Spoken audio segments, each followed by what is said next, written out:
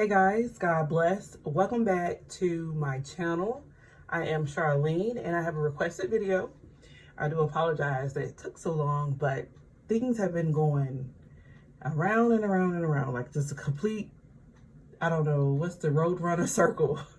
But anywho, I am going to show you guys a step-by-step process of how I turn these regular prayer cards out the box into something a little more convenient.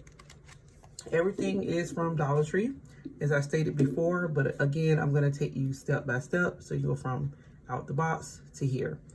This hole puncher, Dollar Tree. I am missing the piece that gathers the holes that get punched out. It's in my drawer. It just keeps coming out, but it came from Dollar Tree, so I don't expect it to be extravagant. But usually when I pop it on, it stays on, and then when it gets heavy, it kind of gets loose. So probably my fault, because I probably should dump it more, but who knows. But anyway, all right, so like I said, this will be the ending result. And Dollar Tree has 3 different size rings, I think. This one is medium, this one is small, and then they have one bigger than this. But from there on, I am going to do the small. I was a little concerned that they would not do okay, but the last ones I did with a smaller one, and I'm like, okay, cool. I definitely like the smaller ones because the cards are thin and they're only 20. But now when I did my Mr. Pen, I had to use the medium one because I needed more space and opportunity to do the flipping and stuff. So the little one would not have done this justice. It would have been really tight and really hard because the idea is to be flipping conveniently, you know, new day, new card, to write, pray, etc., etc. Okay, first of all, these were unexpected.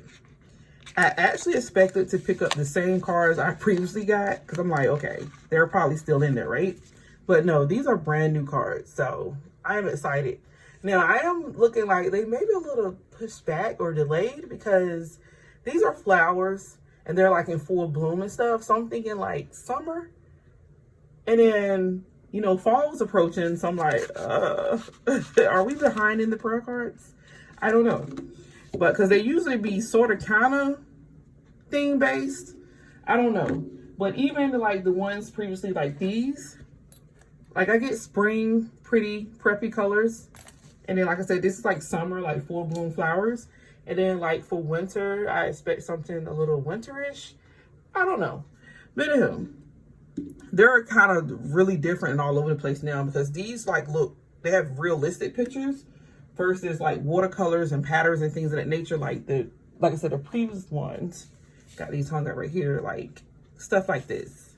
Now most of them are flower based, which I think is really cool because it's like Team Bloom Biblically. That's literally how I feel when I see them. But anyway, let me stop talking. All right, so I'm gonna take you guys through the process, hopefully as slow as I possibly can. First of all, I try to keep them in the same order they come in the box. So I start from the bottom of the rack, and I didn't even look at these.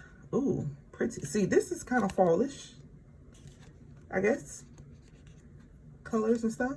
I don't know. But anyway, you got the orange, and then, well, they're half orange, looks like, and then they go teal. Cool. All right, so keeping them in order because I'm really particular about stuff like that. So you have 2 options, 3 actually. I've done all 3. You can do it from the right, like if you're right-handed, then you go like this. You can do it from the left, and then you can flip them over off the ring like this, which is the one I do the most. And I have tried a few doing it in the middle. Now the middle one is my least preferred preference because it's harder to go like this and flip over. But these 2 are fine. Like you can naturally go like this and you can naturally go like that. But for all in all, I typically do it on this side.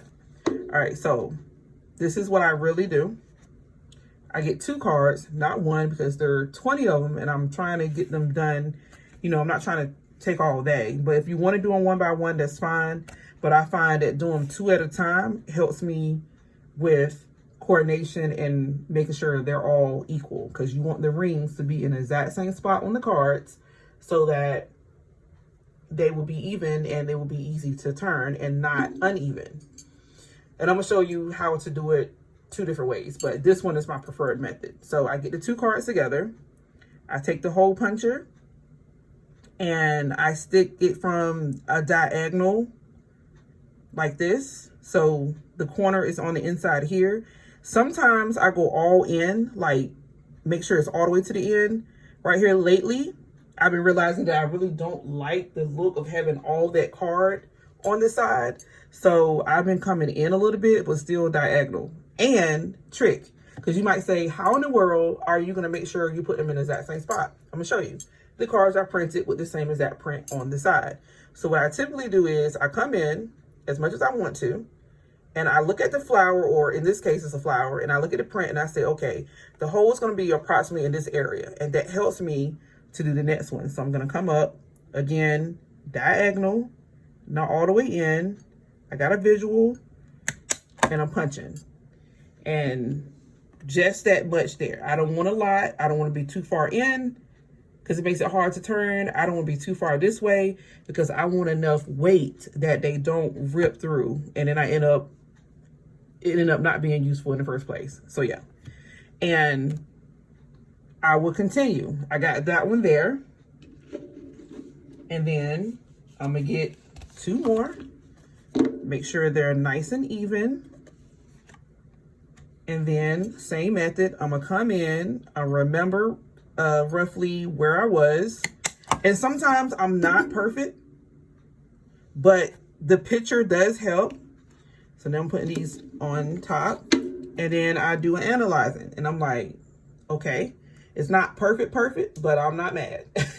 Like you can tell it's a little bit off, but I'm in the correct proximity and that's what you want.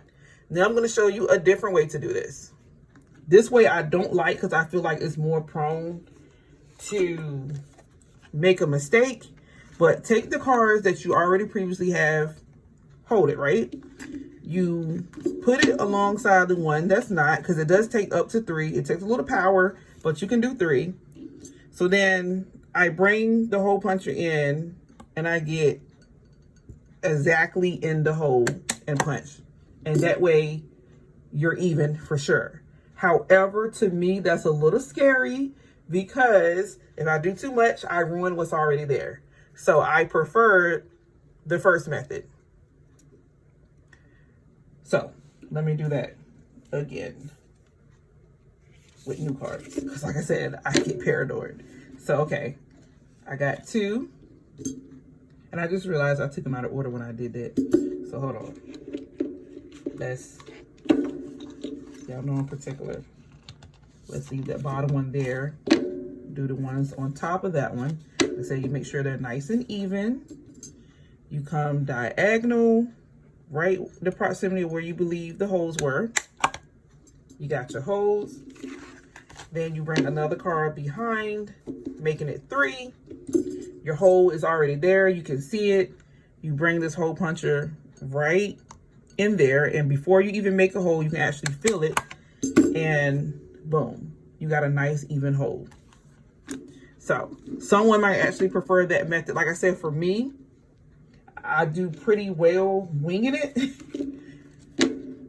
Obviously, this will probably, I'm different, obviously. My anxieties are different and opposite of other people. I tend to put myself in situations that would make people more anxious, like doing Bible tabs. I love them. They actually calm me down. Whereas the average person say, that is so nerve-wracking. But anyway, do what's best for you. So again, diagonal, hole puncher. Remember where I was at. Make my hole, bring it in, take my cards, stack them, and I see that I'm in good business. Like a little off, not enough to make me upset, mad, or whatever the step third. All right, so let me go ahead and go through these. And I'm gonna do the other method again, because I got a feeling that a lot of you will probably say you prefer this one better. Diagonal, remember where I punched at, card below it. Take the hole puncher, and obviously with this method, please take your time because you want to make sure you're in the hole. Make the hole clean. No mistakes. And of course, I'm going to give you a finishing product in just a second here. Oh, let me show you that you actually can do 3. Let's do that. 3 is the max that I've done without feeling like I'm gonna jam my hand. 3 cards, diagonal, come in the same proximity. Like I said, it was a little hard, but it's doable. Bring it together. As you can see, very, very even. Like, not perfect, but in the same proximity. All right. Let's try to, well, no, I can't do, see, I'm only got 4 left, so let's keep it even. Like this. Come in. To the top.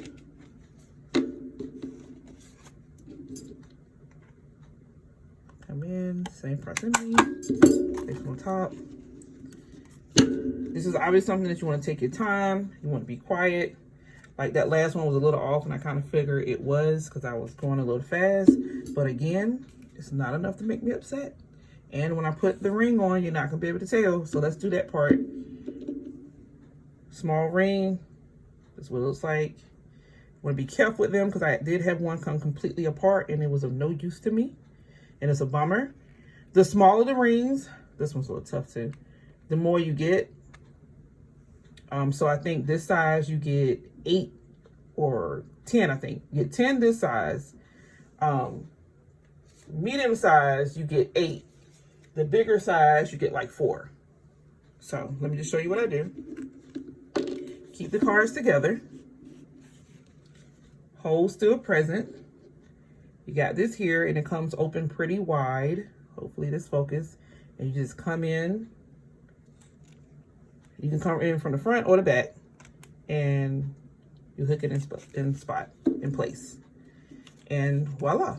You have your prayer cards. And like I said, really easy. And I prefer to do mine on the left.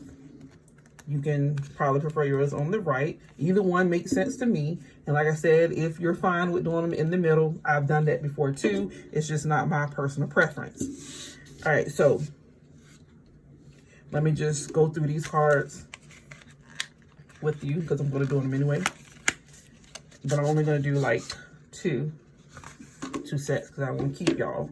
But again, this is what the cards looks like. Very pretty, might add. Nice and purple. Very pretty. Giving real summer. All right. Starting from the bottom. Well, let's do the first method first. Like I said, I got a feeling y'all can say, yeah, that one. That one makes sense. All right. Place them together.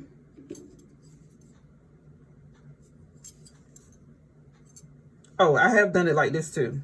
I don't think where I can see exactly where I'm at. I have done it backwards. I'm scared to do it right now because I'm filming. So, I don't know. Diagonal. Now, this one's a little tricky because the background is looking really similar, right? So, definitely going to turn it this way. Like, this is about estimation. Like, diagonal, come in, get a look at it. Like, okay, this is where I'm at. Like I said, it's going to be a little tricky. The only thing I got to look on is like, okay, the purple next to the orange in the hole. That's what I got to go by. And most of the time, that actually does work. And like I said, this way, you can go this way too. And this, like I said, I can understand how this would be preferred because it's like, there's no guesswork. Put the card behind it and keep going. Put this in, make sure it's in the hole, and boom. You got the same as that hole. The only difference is it will probably make sense to go the other way with the cards. Start from the top. If you want to keep them in order, if it doesn't matter to you, then obviously don't worry about it. Make the hole. Add one under it. Get a feel of where you are. Make sure it goes in. Easy. So, I get either or. And you can obviously do another option for the ring. You can go ahead and open it and put the cards on and then go as you go, like especially if you're kind of shaky or you have problems with your fingers. Go ahead and put those on that you're already done, and then just keep adding as you go. But like I said, for that method, obviously you have to leave one out because you need to know where the holes are going to be in the next one. So don't want to keep y'all, but I'm gonna finish it on my own. But definitely want to show y'all up close. Get in that section there and send it through, and voila. And you stack them together. And obviously this method makes it absolutely perfect, but like I said, for me, I just get scared that I'm gonna mess it up. Y'all may say the other way is a little more scary, but you choose, right? What's best for you?